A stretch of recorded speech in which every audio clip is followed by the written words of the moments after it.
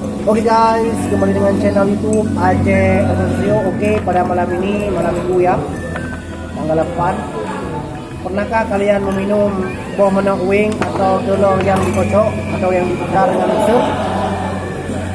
Jadi di Aceh ini ada namanya buah manok wing. Jadi buah telur ayam asli kampung dicelup dalam gelas, lalu di mixer, diputar dengan mixer, lalu ditaruhlah kopi atau madu atau sedikit susu kental manis.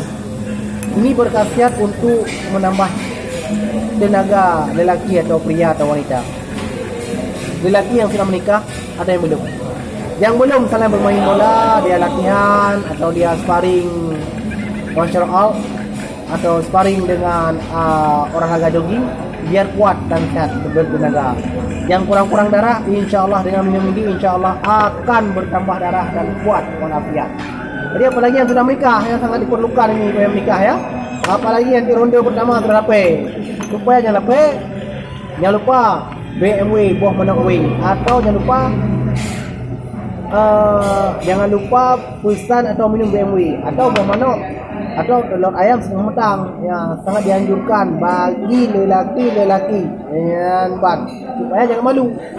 Oke rekan, jangan lupa sekali lagi, ini ada 3 bervarian. Yang pertama ini telur ayam kampung dicampur dengan kopi dan madu, itu yang spesial. Yang kedua dengan saya ini, saya minumnya telur ayam kampung di mixer, diputar dan dengan kopi.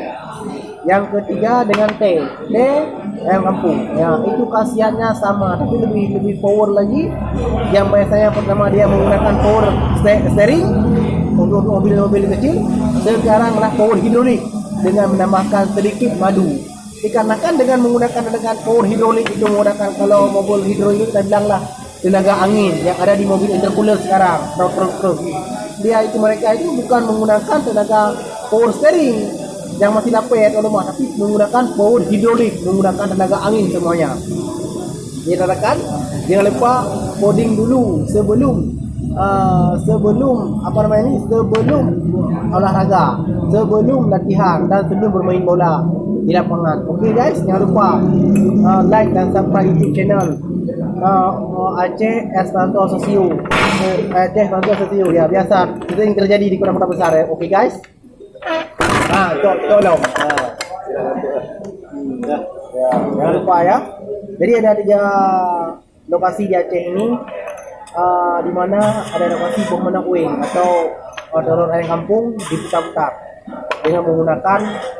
dengan menggunakan mixer, dan ditaruhlah lagi kopi. Yang pertama di daerah Lamlo Sigli, namanya Desa Lamu. Itu sudah Dr. Roy Peranto minum dengan harga 8.000. Kalau di sini 10.000. Nah, di sini 10.000 yang menggunakan telur kampung dan kopi. 10.000. Dan satu lagi menggunakan teh dan telur ayam 10.000. Tapi kalau yang menggunakan madu mungkin 20.000. Ya, jangan lupa ya. Like dan subscribe YouTube channel Aceh Asosio, dikarenakan YouTube channel ini fokus sebarkan Aceh ke 5 benua Amerika, Asia, Afrika, Australia dan Eropa. Baiklah, kita minum ini yang sangat nikmat ini. Sebelum kita minum, dicawur dulu atau diputar dulu, diputar dulu ya.